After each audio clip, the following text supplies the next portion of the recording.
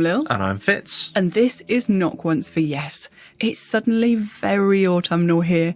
The mornings have been misty, the leaves are turning, and the nights are definitely drawing in. So what better time to settle in for a good ghost story? What have we got coming up on today's episode, Fitz? Coming up today, we have a cautionary tale on the paranormal radar. We've had an unexpected ghostly visitor at KOFY HQ. We've got lots of fantastic stories from our listeners, and our latest Paranormal Postcards adventure takes us to a palace. Or does it? Indeed, we will find out very soon. Before we get started, we want to say a huge thank you to our latest patron, Andrew Benazzi from Arizona, and I hope I didn't slaughter your surname. Hopefully, Andrew, by the time this airs, you'll have received your very first actual, real-life paranormal postcard from us. And next week, I will be doing a bit more posting of goodies to our lovely patrons, so keep an eye out for those, although bear in mind some of them do have to cross the Atlantic, so please be patient. As well as earning our eternal gratitude for becoming our patron, Andrew's also sent in a rather thrilling story, which we'll be getting to shortly. It's a good one. But first, for today's Paranormal Radar, we're heading to Wales. We are indeed. Are you sitting comfortably? I am. Are you prepared to be forgiving of some terrible Welsh pronunciation? I am. I can't guarantee that the people of Wales will be. Then I will begin. Deep in the beautiful Welsh countryside amidst the Cambrian mountains, nestled at the base of the valley, lies the historic village of Abbey Cumhir. The name of the village derives from the Cistercian monastery built there in the year 1143 and translates as Abbey in the Long Valley. It was once a grand building founded by Welsh Prince Cadwallon ap Madog. It was the largest abbey in Wales, but the years have taken their toll. Between uprisings, arson by English soldiers, the dissolution of the monasteries and the English Civil War, all that remains now are ruins, and the memorial stone of Llywelyn ap Griffith, or, as he's sometimes known, Llywelyn the Last. Llywelyn ap Griffith was the last native prince of Wales who rebelled against King Edward of England, but was killed in battle in 1282. He was a wanted man for his rebellion, so when he was slain, the English took his head to display around the towns and villages. But his body, it said, was buried at Abbey Cumhir, and for centuries there have been tales of Llywelyn's headless ghost haunting the abbey. But it seems that the prince's powers may have been further reaching than anybody thought. Earlier this month, the Abbey Cumhir Heritage Trust received a mysterious package in the mail. In the envelope was a small piece of stone and a card that read, "I am so sorry for borrowing, stealing this piece of the old Abbey Cumhir. I've been an avid follower of the Welsh kings and their history, so I took this rock. Ever since, I have had the most awful bad luck, as if Llywelyn himself was angry with me, so I'm sending it back. I will not leave my name and address, just a heartfelt sorry from an Australian fan." I really want to know what on earth happened to this chap that he felt that he had to send it back. Well, I'm sorry, but what did he expect? He stole a bit of the abbey. I kind of think that was a bit deserved. Well, yeah, I mean, the first thought I had was that, the guilt was playing on his mind and he was attributing things to it. But, to pay postage to send a rock from Australia. And an apology note as well. Yeah, you've got to have something that really sort of resonated with you to make you need to do that. Well, it's not the first time I've heard of this happening, I've got to say. I have had, it wasn't me personally, but a family member did a similar thing. They did take something from a heritage site that they should not have done. Oh. Yes, and we were staying in a holiday cottage at the time that had been fine up until that point. And then all of a sudden there was footsteps in the night and there was the sounds of dragging furniture when there was nobody upstairs. And awful sounds coming in from outside in the middle of it was just... Awful sounds? What awful sounds? Like a wailing sound. It just... I mean, It could have been an animal, but with everything else, it just sort of... It really sort of exacerbated the situation. But there was sounds going on in the house that had not been there before. So whether it was something... there was something already in the house and bringing this item in had kicked it off, or whether it was just down to the item itself. But yeah, they should not have taken it, basically. I made them take it back, and then it was fine. Oh. So I have had personal experience of this. You shouldn't be taking stones from abbeys anyway. No. To be honest, please, if you visit a historical site, be respectful and don't nick bits of the wall. Indeed. What's the old adage? Leave nothing but footprints, take nothing but pictures. Leave no trace. Yes, absolutely. Please enjoy these historical sites, but don't be nicking bits of the masonry. Now, I believe there was a response from the Heritage Trust, but before we get into that, there was just one other point that I wanted to make. I love the fact that, these Welsh names, a lot of them can be quite long, as we know, the famous one that I'm not even going to bother trying to pronounce. But I love the fact that they've got the sort of descriptive Abbey of the Long Valley. Yes, but it's lovely, this isn't is it? Wales, which is full of them. So it's a bit like going, the Abbey that's in that place, over there. Well, yes, but it's still a nice romantic kind of... Yes, it brings up a certain image, doesn't it? I think it's rather lovely. But yes, you're right. There was a response from the Heritage Trust. And in fact, a member of the Abbey Cumhir Heritage Trust had tried to track down the person that returned the stone. And they mentioned that the owner of the Abbey's estate between 1824 and 1837 emigrated to Australia and became the second mayor of Adelaide. So I wonder if they were a relative of this person. That's pretty interesting. Possibly if they've got a big interest in the historical Welsh kings, maybe it's sort of through to a family connection. It makes you wonder, doesn't it? Maybe that's why he took it. Maybe it was, take this bit with you back to Australia. Well, you'd kind of think that the Heritage Trust would be pretty furious about this, but they were quite kind, really. The statement said, "The unknown sender is clearly contrite and more than anything doesn't want to harm the existing remains of the Abbey. We were very impressed that someone had taken the power of the Abbey stone so seriously, and that they believed that Prince Llywelyn, the last Prince of Wales who is buried in the Abbey, had a moral influence over them. We do hope that returning the stone has brought better luck to the sender. In fact, we wish him or her the very best in all possible ways and send our thanks for the stone." Isn't that lovely? What a lovely response. I think that was a perfectly tempered response. It was. But having said that, they have put the stone with the apology note on display in the exhibition room as a dire warning to other would-be thieves. And who can blame them? Beware, we will send ghosts after you if you demolish the heritage site. You steal these stones, you will be haunted by the last Prince of Wales. And I would just like to say a absolutely massive thank you to the wonderful Fog of the Gamma Radio podcast, who sent me a beautiful recording of all these Welsh words, because without that I wouldn't have had a hope of even trying to pronounce them. So thank you so much, Fog, and I really hope I didn't slaughter them too badly. So if a comedy radio show set in a post-apocalyptic UK wasteland sounds like your cup of tea, please do pop over to the Gamma Radio podcast and give them a listen. I'll be putting a link to that in the description, and having seen the words and heard the pronunciation, I can honestly say that I wouldn't have had a chance either. They don't sound anything like they look. Not a hope, it's just a jumble of consonants. And now it's time for our first listener story of the episode, and this is from Andrew, and it regards the Baker Hotel. At the time of this story, I was a photojournalist in Dallas-Fort Worth at one of the TV stations. One of my favourite things to do was shoot video essays of old buildings. I've always been drawn to classical architecture, and in North Texas there's not a lot of it.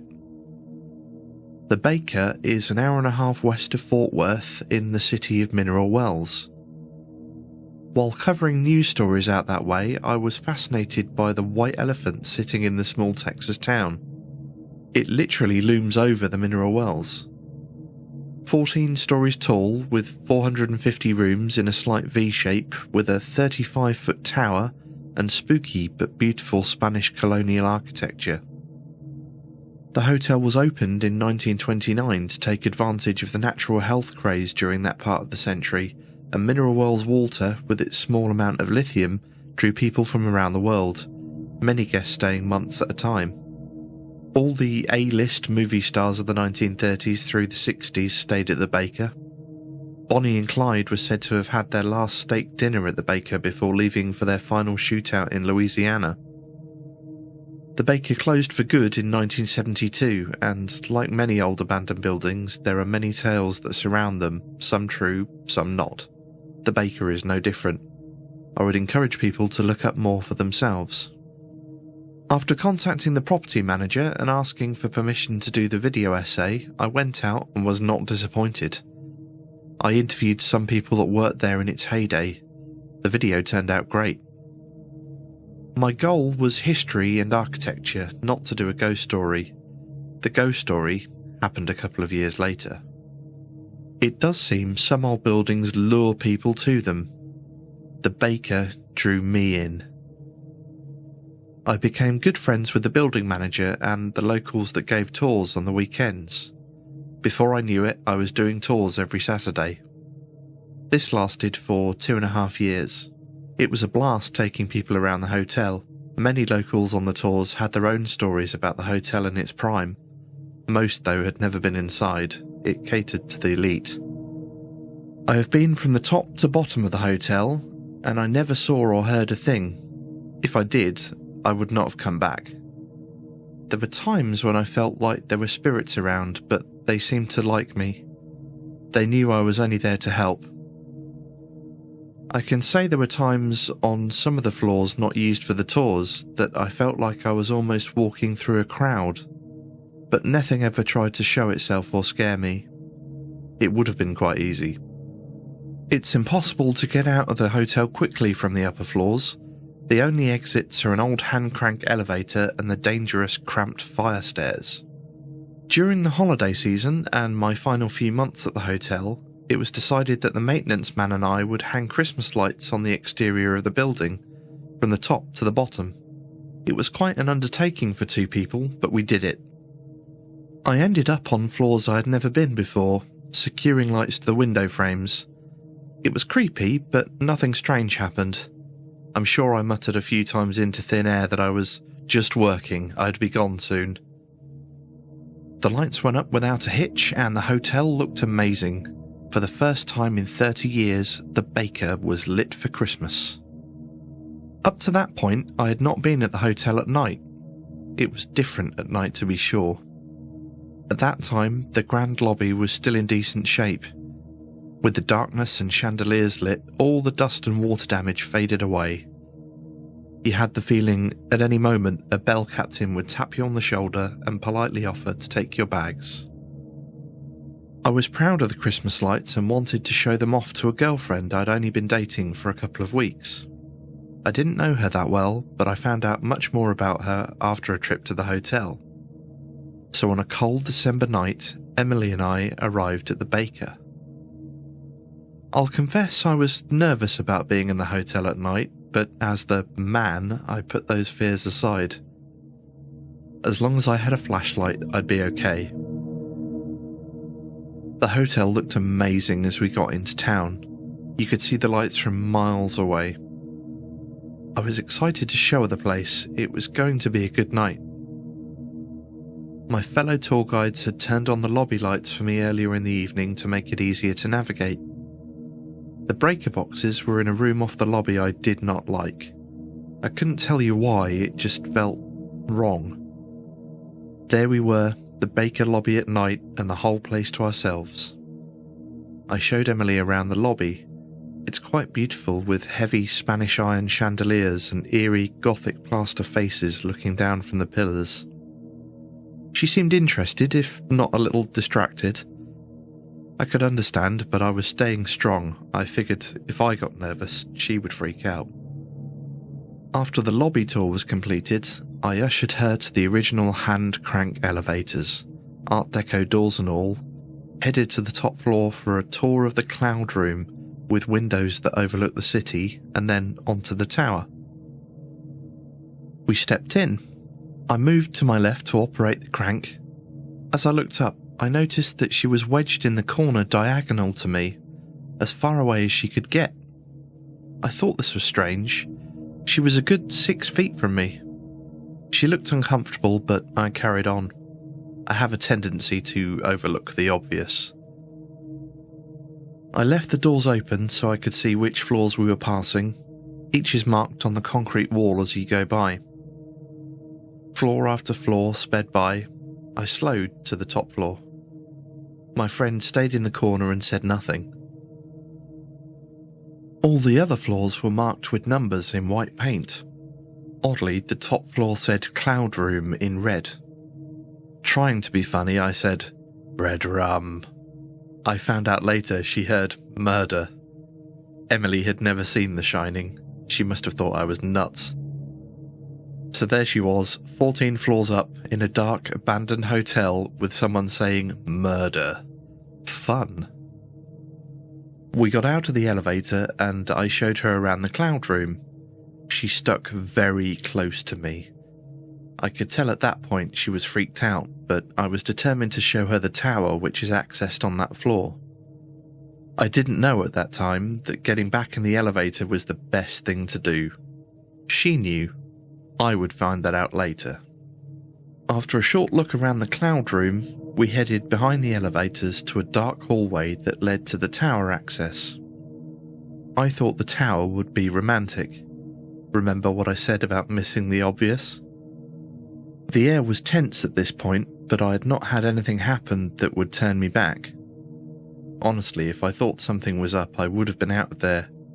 I just thought she was nervous about being in the spooky building, but a man carries on, right? With a flashlight lighting the way, we made the turn for the hallway to the tower. She was behind me. Around that point, I was catching on that something was definitely up. Genius, huh? About halfway down the hallway, she literally jumped on my back, damn near knocking me over. Scared the hell out of me. I asked her what was wrong. She only said that she heard something behind us.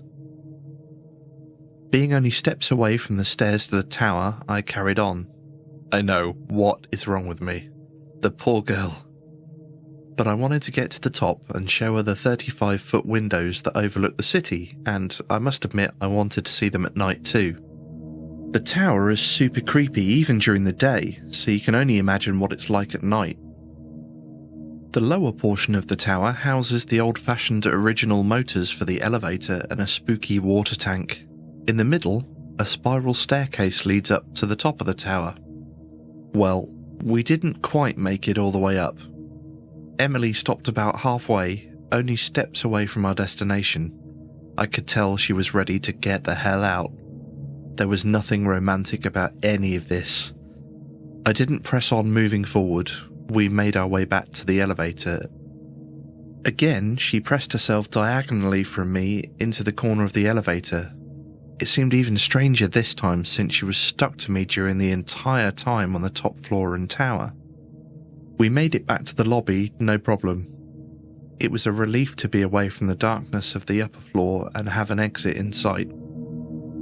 Back in the light of the lobby, I could tell she was ready to get out of there. Both of us laughed a little uncomfortably. She wanted to step outside and we sat on the steps, both relieved to be in the fresh air. I asked her if she was okay, and this is what Emily told me what she saw and heard. When we first went into the elevator, she saw 3 people standing in the middle, 2 women and a man, dressed in clothes from the 30s or 40s. They were as real as you or me. That's why she was pressed into a corner. She told me they were caretakers of the hotel and that they knew me and were curious about why I was at the hotel so late at night. She said they were not there to be harmful, but from her perspective, they must have been frightening. With all that said, we can assume that this girl was seriously empathic. Like I said earlier, I didn't know her that well. Wow, I couldn't believe what I was hearing, but it fit with what I saw in her actions. She told me when we were in the hallway to the tower and jumped on my back, she heard a sound like feet dragging along the concrete floor, like someone was floating in the air with the toes of their shoes just touching the floor. Creepy, right? She said that the caretakers followed us the entire time, back onto the elevator and to the lobby. As we sat outside in the cold air with the lobby in sight through the windows, I asked her if they were still there. She looked over her shoulder and said they were gone. I've got to tell you, my hair was standing up all the way back to Dallas-Fort Worth. We stopped dating soon after our little tour to Mineral Wells. I don't think the ghosts had anything to do with it. It was probably the red rum comment. You never know. I can't believe he just blurted out red rum. And also, I can't believe she's never seen The Shining. To be honest, even if you've never seen The Shining, someone, when you're obviously freaked out, turning around to you and going, murder, because she heard murder. Yeah. Bad enough on its own. It is.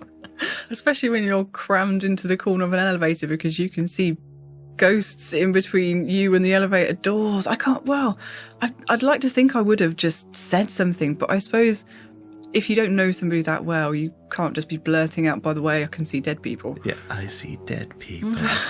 But then I would, because that's just me. What would you do, though, if you were in a really freaky place and the person that was with you, that up until that point seemed fairly normal, just turned around to you and went, murder? I don't think I'd have clung to him quite as hard as she did later on in the story. Well, I don't know, because what she was hearing upstairs with the feet dragging across the concrete, no, I'd have clung to any living being at that point. Crikey. I mean, it sounds like such an amazing building. I mean, that is something that I would love to see. It sounds fantastic. You can understand how he was sort of sucked in by it and drawn to it. Oh, it's a beautiful building. I had a look at the video essay he'd done. He sent me the link. I'll have to see that. It is a beautiful, beautiful building. I'd love to go and visit and have a look myself. I'd love to see it lit up for Christmas as well. That sounds amazing. He did say that it's not quite in as good condition as when he was there, which is a shame. That's a shame. I'd love to go.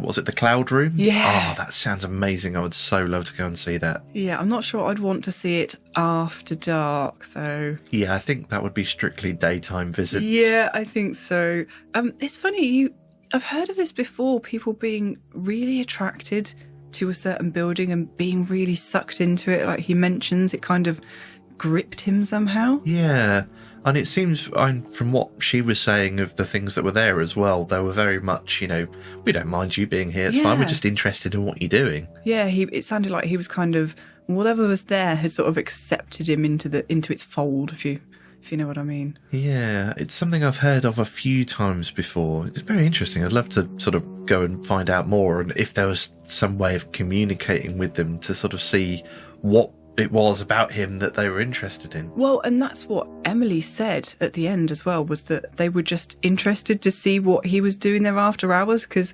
they were clearly used to him being there in the daytime, and they were just like, oh, hey, what are you doing here? It's dark. That is interesting as well, actually, because it's not something you hear of very often that, I don't know what the word, ghost spirits, what have you, aware of the time or the passage of time. Yeah. It seems a lot, obviously you've got things that sort of repeat their actions and the residual time. They're obviously not aware of what's going on, and you've got others that do sort of communicate with people. But I don't think I've ever heard before of them being aware of what time it was. Yeah, and they clearly were. It's like, oh, you're normally here at 3 o'clock, Andrew. What are you doing here at 7? Putting in extra hours.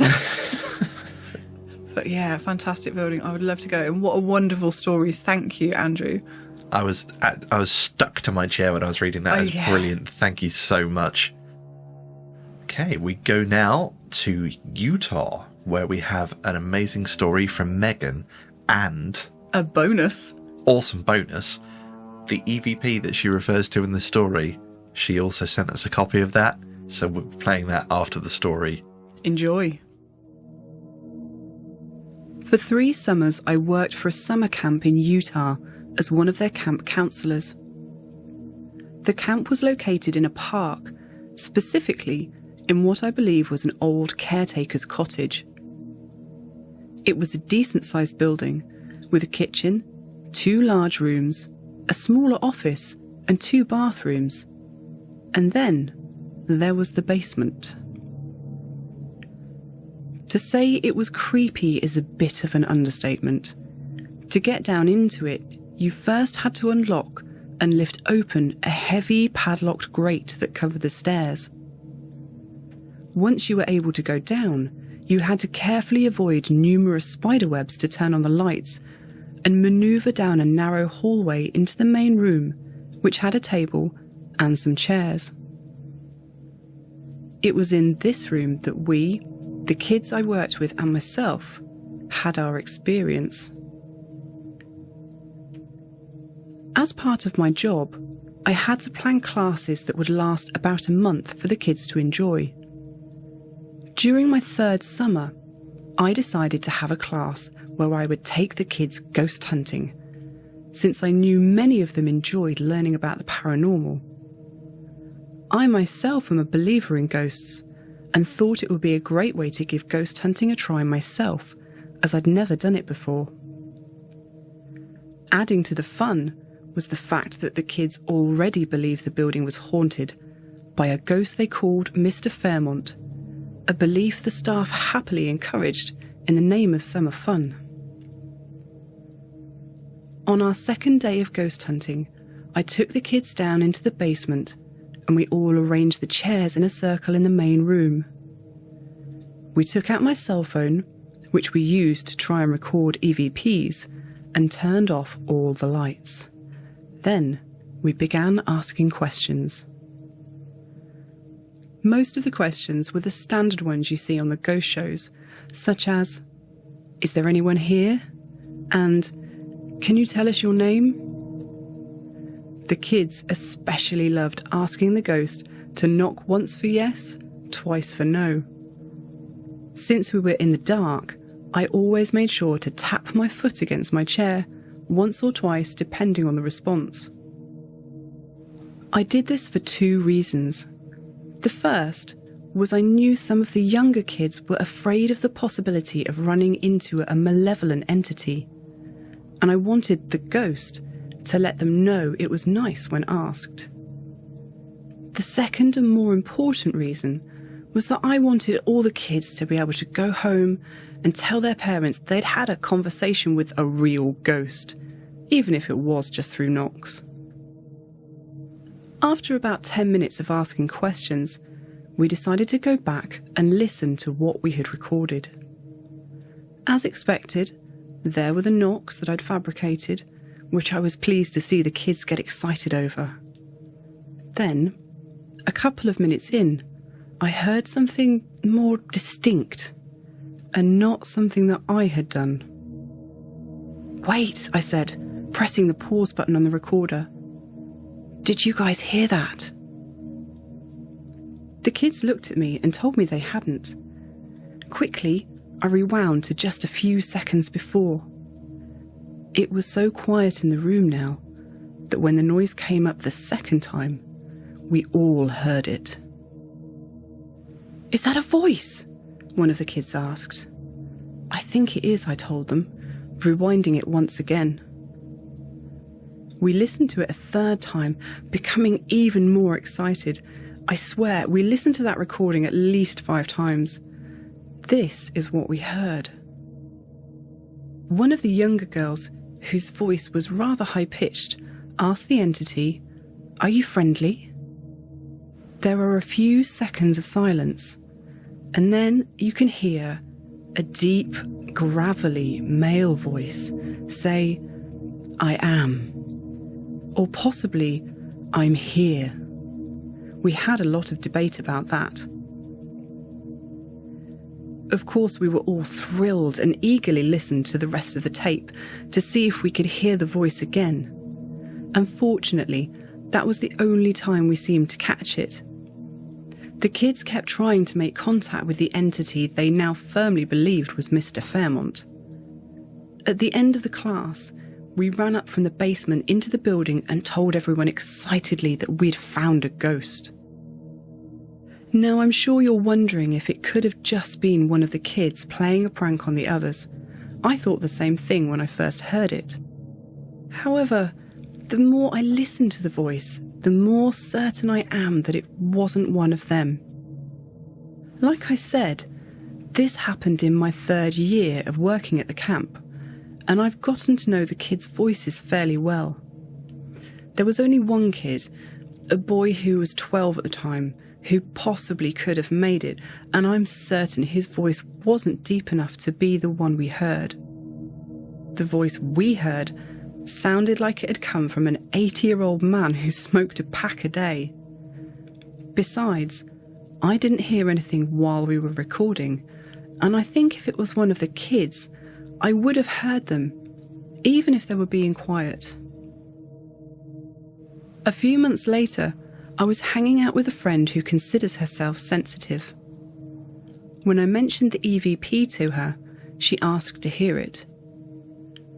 After listening, she told me that she had heard the voice too, and was certain it was not one of the kids. In fact, she said, the voice gave her the image of an older man who had once lived where the park now sits. To be honest, I'm not sure if I believe everything about her impression, but it was nice to hear that someone else thought it was legitimate, rather than just a trick of sound. In the end, I like to believe that the voice was just a spirit who wanted to let the kids know he was there, and in response to the girl's question, just a friendly spirit saying hello. Thank you so much, Megan, for that story. We don't really tend to have sort of summer camps here in the UK, but even if they did, I can't imagine that they would have ghost hunting as one of the options. But how cool would that be, though? If they did, I would have been on that class. Yeah, I would have signed up for summer camp if it included ghost hunting. Well, I think it was quite sweet, though, that she wanted to make sure the ghost came across as friendly so the kids weren't too scared. And we did particularly enjoy the kids asking the ghost to knock once for yes and twice for no. But I'm sure you're desperate to hear the EVP. So here is that. Now, to start with, you will hear one of the kids ask a question and then something responds. You'll hear the full clip first and then 3 repeats of the EVP on its own. Are you friendly?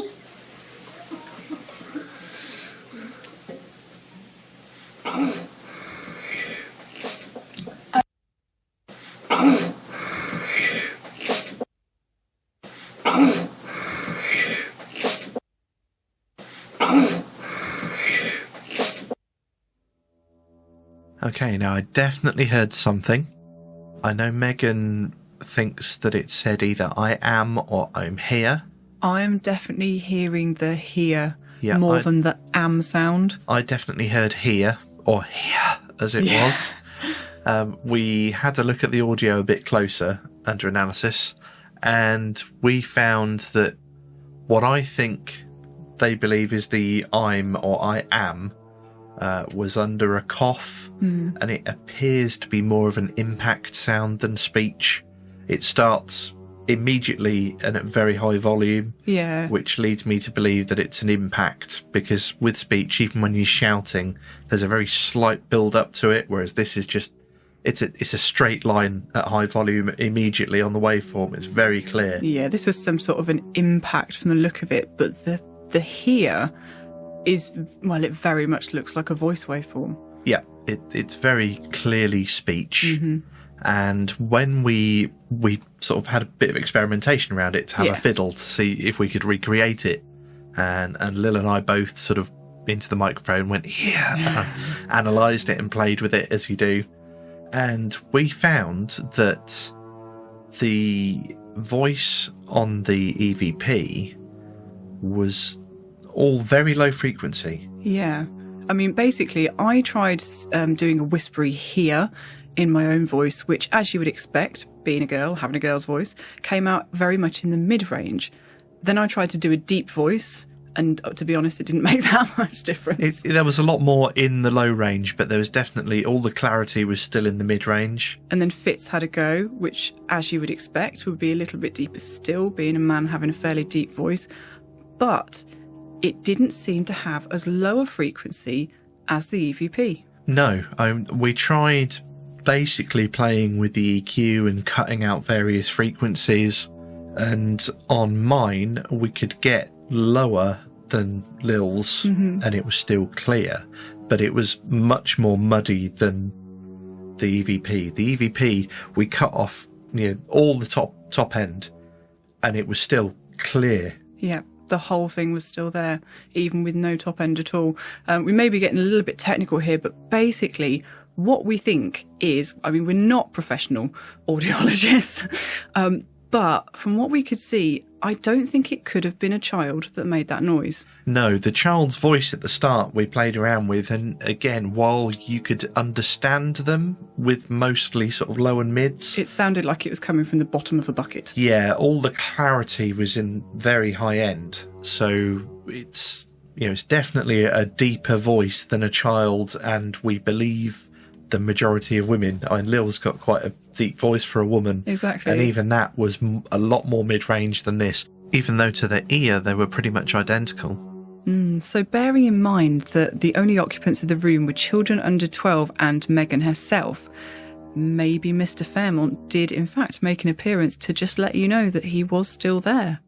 Thank you again to Megan for sending in that awesome story, and especially the EVP, which we were so excited to hear. Oh, we were. We love getting your stories, and it really is one of the best ways you can support us, because your stories are at the very heart of our show. So if you've had a spooky experience and you'd like to share it with us, please do get in touch at knockoncefors.com. If, like Megan, you have an EVP to share, we'd love to hear that as well. You can just attach that to an email and send that in to us. Or alternatively, if you'd like to record your own story, you can do that and we can play you on the show. Moving on now, we promised you an update on the spooky goings-on at KOFY HQ, and boy do we have an update for you. Yeah, if you remember back in the spring, we all of a sudden had a flurry of unusual / paranormal, unexplained certainly, activity that seemed to have come out of nowhere really, because we don't have a history of anything happening in this house. And like many of these cases, it sort of flared up and then we've just had nothing for months, which has been quite nice really, but we were sort of almost kind of waiting for it to start up again. And the other day, I think it just may have done. I was first thing in the morning and I was getting ready for work, and I heard downstairs on our front door somebody knocking, well, hammering with a fist, really. They weren't using the door knocker. It was definitely a fist on the door. 3 loud, sharp knocks. And it freaked me out. I was just absolutely shaking, because this was 6:10 in the morning. I checked the time after it had happened because it just occurred to me to do so. And nobody knocks on your door at 6:10 in the morning for anything good. So I was scared because I thought something had happened to one of the cats or something. So I flew to the door and there was just nobody. There was nothing there. There was nobody there. The cats, though, were all basically gathered round, standing at attention. They'd heard it. It wasn't just something I had heard. You could see that they were disturbed in the way that they are when somebody unexpectedly bangs very loudly on the door. They were ill at ease, shall we say. But there was just nothing. There was nobody in the street. I mean, we live in a fairly sleepy little town. There's not much going on at 6:10 in the morning.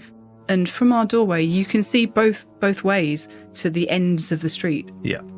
And I honestly, our house isn't that big. It doesn't take very long to open the front door. There's not far to get to it.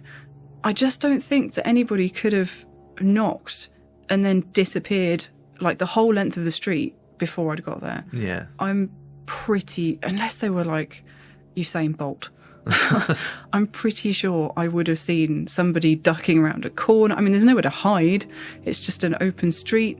We don't really have driveways. It's just, people's front doors are street on. Yeah, we've got a driveway, but ours is the only one for quite a way down the street. And it's open. There's nothing to hide behind. It's like picket fencing in between us and the next door, so it's not like anyone can hide behind it. You'd see through the fence. Yeah. But the other thing that it really weirded me out, and this is why I was so scared at the time, was that the sounds of your own house. Obviously, I know it wasn't anybody next door because you used to what that sounds like. I know that it was very much on our front door. And I know that it wasn't with the knocker, because we don't have a doorbell, we just have a door knocker. And obviously I know very well what that sounds like. And it was not that, it was somebody banging with their fist, which really scared me, because that's the sort of thing that somebody does in an urgent situation. Yeah. Do you know what I mean? You don't, if it's not an urgent thing, you wouldn't be banging with your fist on the door. And it was so loud. It really did freak me out. And then for there to be nobody in sight. I would love to be able to back up this story, but unfortunately, me being me, I slept through the entire thing. Fitz did not stir at all, but that is not unusual. But yeah, like I said, the cats knew something was going on. They were obviously freaked out. Something had disturbed them. They were all, like I said, standing to attention, which sort of, I don't know, it was just a really strange experience. We don't live in a busy area. People don't just go around knocking on each other's doors. I mean, I know I can't rule that out completely. But it does sound very similar to what I heard in the bathroom. Do you know, I literally hadn't put that together. Had you not tweaked? No, I hadn't. No, because that was 3 knocks. It was. No, honestly, I hadn't put that together until just now. I don't know why it didn't occur to me. Because, yeah, that was... That was 3 knocks. Yeah. Get out of the bathroom. Clearly it doesn't just mean get out of the bathroom. You're going to be late for work. Yeah. So, yeah, I don't really know what to make of that, but it did scare me. Again, like with the other experience, it didn't scare me at the time because I thought it was paranormal. It just scared me because I thought something real was happening. Well, we'll keep you posted if there are any further updates to the bizarre goings-on at KOFY HQ. And we are about to launch into our Paranormal Postcard. But before that, we've just got one more listener's story. It was only after re-listening to your Paranormal Postcard of Bedfordshire that I got thinking again about my own paranormal experiences, or what I had assumed to be a lack of them. In your podcast, you actually refer to the uneasy feelings when walking around historic ruins, and although not visually experiencing anything unexplainable, there were undoubtedly other senses that had been tickled, which had you alarmed and at unease. I had not thought about it before, but in actual fact, upon hearing this again, it did reignite my deep memories and, more importantly, feelings. I had perhaps lazily assumed that paranormal experiences were limited to either seeing or hearing something strange, mysterious, and out of place. However, as you said yourselves, it is perhaps the inner feelings which are the greater indicator of something not quite right in the world, and although these are senses which are not easily controlled or understood, and even less easy to verbalise, they are nevertheless possibly the more sensitive and far-reaching. To set the scene, I have to travel back in my mind to 1988 when my family was house hunting and we were viewing a number of properties around the Wellingborough area. As memory recalls, the 3rd or 4th viewing at this particular time was at a reasonably large 4-bedroom detached property on Northampton Road, and as with the other viewings so far, I had no particular expectations and, being a teenager, very limited interest at all really. It was a bright, clear day with the warmth of spring or possibly even summer giving us all that kind of enhanced cheeriness which sunshine so often does. However, as soon as I'd stepped foot inside the front door, I knew that this was not a house I could live in. Sometimes you can get a gut feeling very quickly as to whether you like something or not, and this can apply to anything from a sandwich to a spouse. But the feeling this particular house gave me went way beyond that. In my head, there was a demonic guttural voice yelling at me to get out, which was in stark contrast to the silent stillness of the building.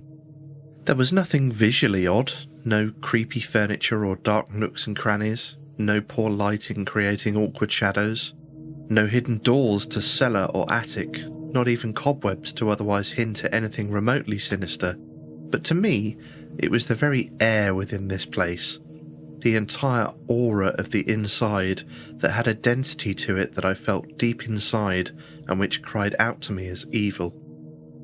Beyond that, my lasting memory of this experience was something even more simple and unexplainable. The paint on the walls. Perhaps it was nothing more than a dislike of the watery pastel blue on the walls, but just looking at it made my insides go all aflutter, and I had the urge of desperately wanting to leave. That colour has stuck in my mind even to this day, and there is still a basic association with evil wrongdoings to that horrible baby blue. At the time, this colour was in the main entrance hall of the house, which was quite large, open space, and looking up to the first floor landing, it was like the colour was moving towards me, bringing the walls in closer, and I could not escape that inner fear of something else being there, possibly even within the walls, behind that colour, trying to get out, trapped forever in it. What was that paint hiding? What had it been used to cover up? Maybe there were deeper stains which would not wash off from a past horror, and that paint job was simply not enough to hide or erase the past. Far-reaching perhaps, but these were the thoughts in my head at the time, and it was something which I'd never experienced before nor since. And why it sticks in my recollection so clearly as a feeling rather than a memory.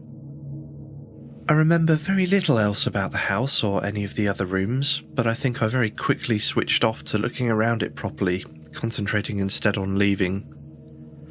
I did comment to my parents at the time that I felt very uneasy there and would never in a million years consider it as a potential home. It was thankfully a view shared by us all. I never went back and tried to put it out of my mind, although it never did truly ever leave my thoughts. In summary, therefore, I assume that this would count as an experience, and that this inner sense of unsubstantiated unease or even fear is an indicator as much as sight or sound, and that there are forces beyond the easily tangible which we cannot rationalise. And that story comes to us from a listener that prefers to remain anonymous, but does assure us that they now live a safe distance from Northampton Road, Wellingborough. I do think there is a lot to be said for how you feel immediately upon walking into a place, especially in this situation, because it doesn't sound like there was anything that would have been giving him that creepy vibe. You know, he said it was a bright, sunny day. It was sort of a happy, well, not a happy occasion, but it wasn't a sinister occasion. There was no creepy lighting or shadows or cobwebs. So it doesn't sound like there's anything that would have invoked that sense of dread. No, I mean, we're not talking about a gothic mansion or the Munster home. It's, you know, it's just an average house. So there's nothing really, I'd have thought that when he doesn't specify anything that jumps out at you. It's not like there's statues of Baphomet or anything peeling off the walls. You know, it's just a normal suburban English house. But sometimes, as we both have experienced, you can just walk into this wall of atmosphere or something. Yeah, I mean, it varies. I mean, we've talked on various other episodes about sort of tingly feelings or sort of a pressure in your head, but there's only one other building I felt like just an unsubstantiated terror, and later obviously had things happen to me in that building, but I know what he's talking about, that just overwhelming fear and need to escape. Yeah, and in fact we had a story from a listener a little while ago with a very similar, just an all-pervading sense of dread and just no reason to it. Yeah, nothing actually happened, but just that sense of fear is enough to make you weak at the knees. And it must have made a really deep impression.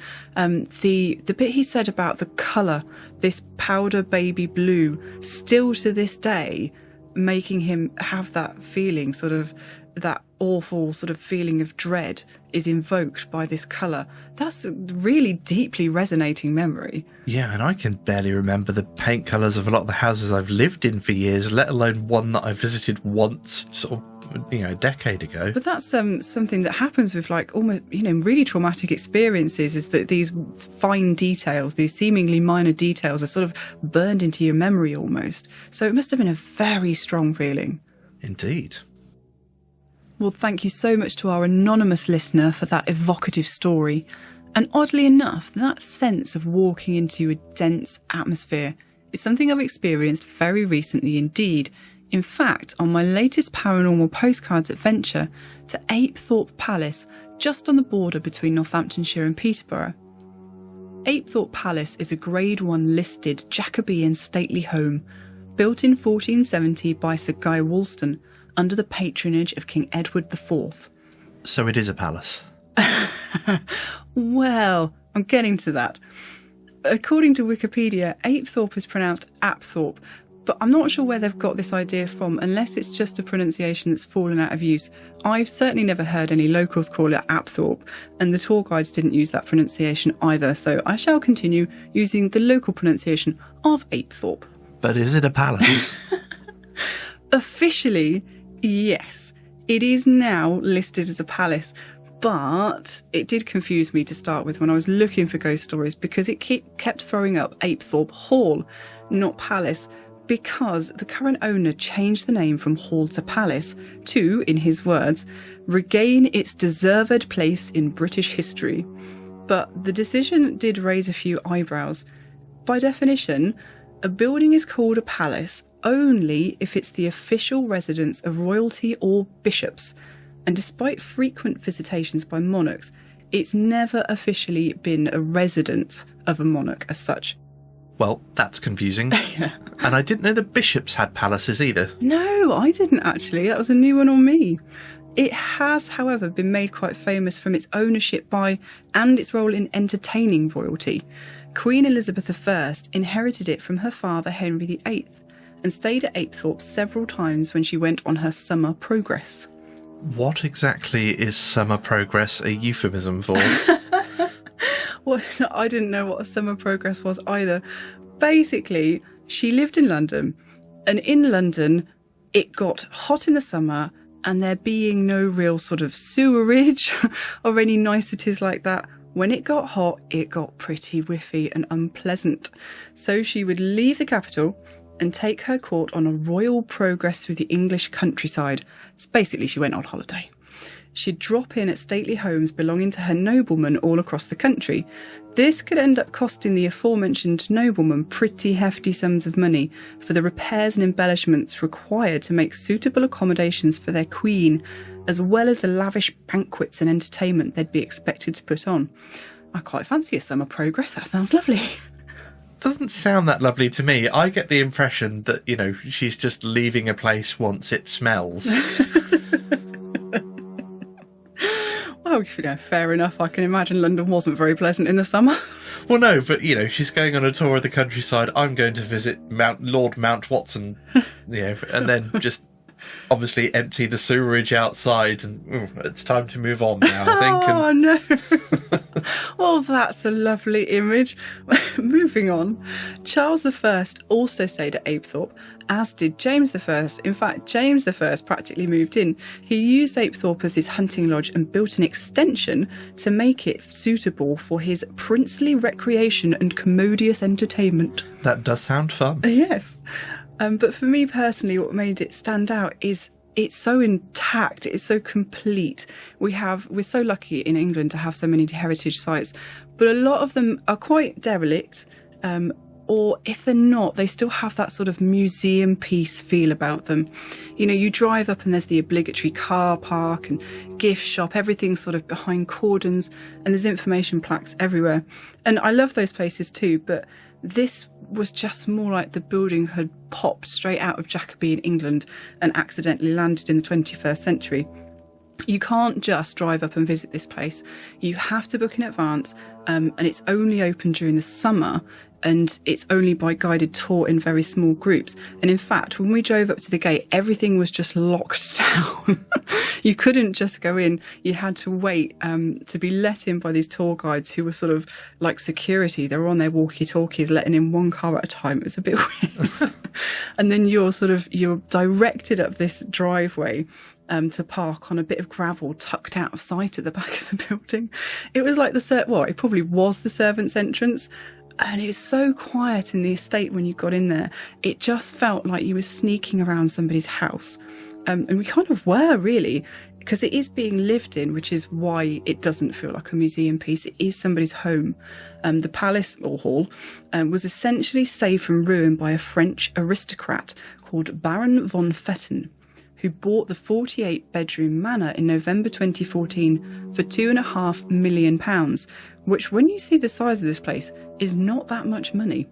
I need to interject here, and if any of our listeners are much more au fait with European history than I am, if they can tell me why a French aristocrat is called Baron von Fetten, Yeah, that's a good point. Because I believe the appellation von is German. Fetten sounds German. You'd have thought if he was a French baron, he would be Le Baron de, of Something. Baron of something.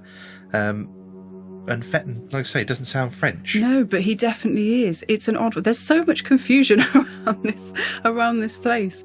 But by all accounts, he took on a huge restoration project, which was why the price tag was possibly lower than you'd expect. The building had no electricity or plumbing when he moved in, but the Baron is apparently intent on restoring it to its former glory, but also making it his family's home. So that does unfortunately mean that you only get to tour some of the estate. But luckily for me, this did include the spookiest part of the building. The first part we went in was a small chapel, and that was pleasant. It had a nice airy feel to it. But as soon as we went upstairs to the Great Hall, this is when I met this dense atmosphere.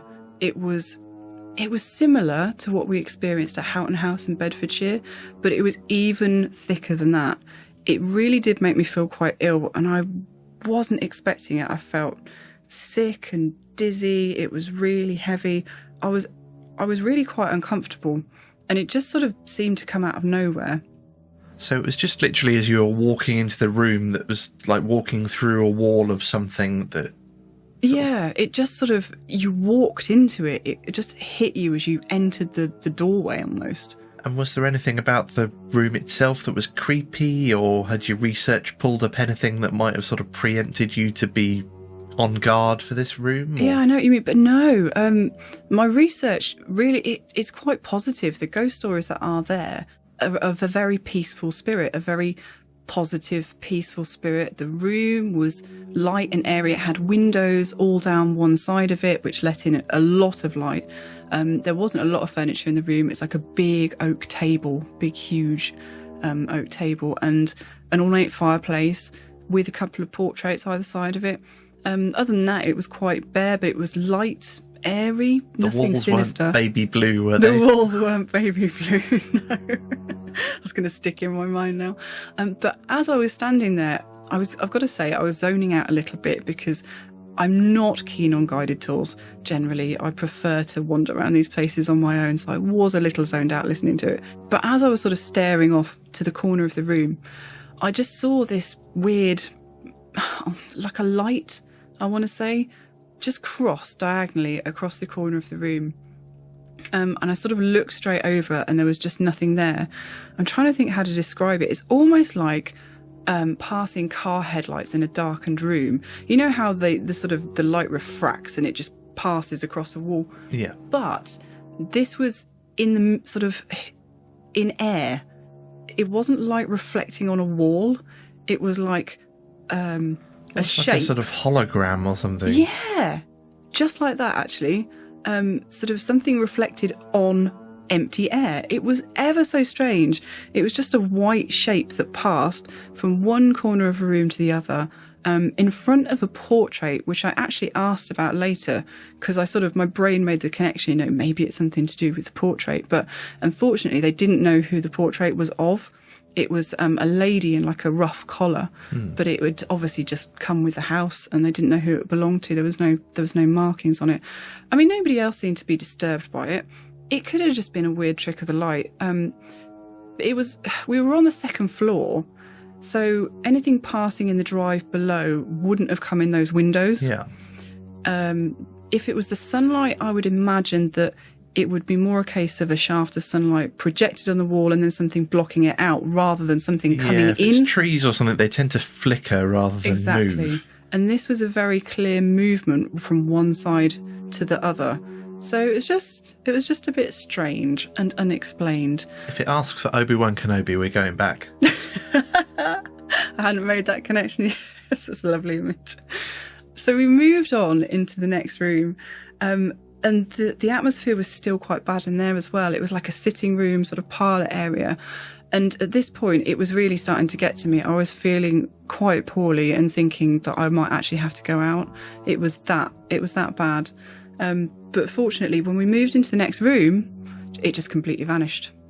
And I was able to carry on with the tour because I really was thinking I was going to have to stop. And the next room we went into was the king's bedroom. The atmosphere just completely lifted. You see, it's a shame, again, that it was a guided tour, because Yeah. I'd be interested to know if after sort of 10, 15 minutes and you'd gathered yourself, Yep. whether if you'd gone back in, you'd have felt the same thing. Exactly. And this is why I don't like guided tours. One of the reasons. But yes, I would have done exactly that, as we did with Houghton House. You know, we tried different areas and then went back into them and felt the same things, and that verified it. And you can't do that on a guided tour, which is really unfortunate. But all I can say was it was very sudden. It was a very sudden lifting, literally between the space of the doorway. The atmosphere lifted, which is strange, but you know, I can't substantiate it, unfortunately. So was that the only place in the building that you felt things were really oppressive? Yeah, that was part of what was so odd about it. The rest of the building was really light atmosphere. We went into the conservatory and then the long gallery where James liked to throw parties, and it was just a lovely sort of warm, welcoming atmosphere. Just from the King's Room onwards, absolutely fine. Now, you were saying that there were renovations going on in the building by the new owner. Is it possible that that was what kicked off your feelings about the Great Hall? Well, it could be. I mean, we do hear so much that restoration works kick up some activity. Like I said, there's not a history of any negative feelings there, but the renovations that have done are quite extensive, and they've uncovered a lot of things. Between the 50s and the 80s, Apethorpe Palace was actually used as a Catholic boys' school. So during the renovations, they found some of the boys' belongings under the floorboards, that they're sort of tucked away, comics and letters from home and things like that. And actually, in the King James bedchamber, they removed some modern plaster from the walls and they found a secret doorway. Oh, is that like a priest hole or something, or an escape route? Not quite. It went to the Duke of Buckingham's bedchamber. Oh. And rather sweetly, there's a grand marble fireplace in King James' bedroom. It's all carved and it's got cherubs, and one of the cherubs is slightly peculiar looking and has a moustache, but apparently it is the very image of the Duke of Buckingham. Isn't that lovely? How sweet. I know. So it's obviously a place that King James enjoyed being. Is he one of the ghosts that's said to haunt the place? Actually, no. The peaceful spirit that haunts Apethorpe is widely believed to be that of Lady Grace Mildmay. Grace Mildmay was an extraordinary woman by all accounts. She moved to Apethorpe in 1567 when she married Sir Anthony Mildmay.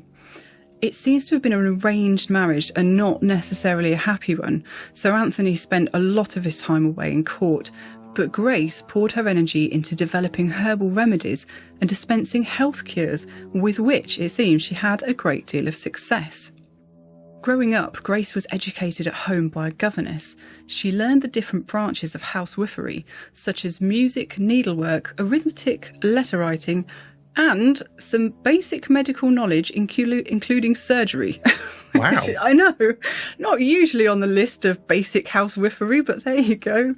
Using this medical knowledge, she made it her duty to tend to the poor and sick and dispensed her medicines and advice for free, and on a large scale, apparently in batches of 10 gallons at a time. That's a lot. And these were complex remedies as well. One balm apparently contained 159 different seeds, roots, spices and gums. Wow. Have we got any idea if these were effective or? Well, they're currently, the tour guide actually mentioned that they're being looked at again because they were so well known to be effective. Oh, awesome. And we still have her medical papers. I think her daughter inherited them. There were 2,000 of them. And they were not just collections of recipes, but descriptions of the causes of diseases and medical instructions. It's amazing that a lady of the time would not only have been brought up with sort of surgical skills and all this medical knowledge, but I mean, she obviously made a career out of it. It's just fantastic. And it's a bit odd that in that age that, you know, you hear a lot about sort of local midwives and herbalists being, you know, she's a witch, burn her. Yeah, I mean, this is the 1600s, and, you know, I think she must have had an extraordinary amount of respect and good local standing to have not been, well, suspected of being a witch, basically, as awful as that sounds. Yeah, and was it that, or is it the fact that she was sort of taking detailed notes of, to make it, it's not witchcraft, I'm using this, this and this because they do that, or... I don't know, but I mean, it's not really surprising that she was so loved locally, bearing in mind she was treating all her tenants for free and dispensing cures on such a grand scale, and she became very famous for her charity, which is understandable. One of the reports of paranormal activity at Apethorpe is that occupants frequently find silver pennies that seem to appear out of nowhere. And this is even up to quite recent times as well. And this has been attributed to Grace because she was so famed for her charity. She sounds like an amazing woman. She does, doesn't she? So is it just these activities, or has she been seen? She has been seen, as it turns out. During the time as a Catholic boys' school, one of the boys actually encountered the apparition of Grace. As he passed by the Great Hall on his way to the washroom, he said she whooshed right through him. Which is, a bit chilling. And that being where you saw your light thing? Yes, but I did not know that at the time. Oh, so this is research you did after you'd been? Well, you say research. This is what happens when I take my intrepid mum on Paranormal Postcards adventures. While I was busy taking photographs at the end of the tour, she was busy interrogating the tour guide. Awesome. I know. We really should put her on the payroll, if only we had one. And it wasn't just the boy, there was a caretaker there as well. George Kelly is said to have had several encounters with the resident ghost, and I think that included finding the pennies as well. And he was convinced that it was Lady Mildmay. He's an interesting character as well. He was employed as a caretaker during Apethorpe's time as a boys' school. But even after the school closed, and despite his wages being stopped, he stayed on at the house, taming the gardens and chasing off vandals and plugging up leaks for years and years, and was awarded an MBE for his efforts. We were talking earlier about this case of buildings like sucking people in and having some strange kind of hold on them, like with Andrew's story. I just wonder whether that was a similar situation. I mean, why would you stay when you've lost your job, you're not being paid? And he must have cared so much about that house to continue all on his own as well, single-handedly. Yeah, it's weird. The building seems to encourage charity and selflessness. Does. That's really interesting, actually, given the resident ghost. Yeah, and it's also odd that there is so much of that, considering the sort of overwhelming feeling that he had of unpleasantness there. Exactly. It seems like everything is nice. And that is why it clashed so much for me and really, really stood out as such an odd occurrence, because everything I knew, although I didn't know about the sightings of Grace, I knew that the legend was that the ghost was this charitable, peaceful spirit. So, of course, I wasn't expecting anything negative feeling, and it makes me wonder, was it a negative feeling, or was it just a reaction to a change in atmosphere? And then it makes me wonder how many stories of people that think they've encountered something they've classed as negative.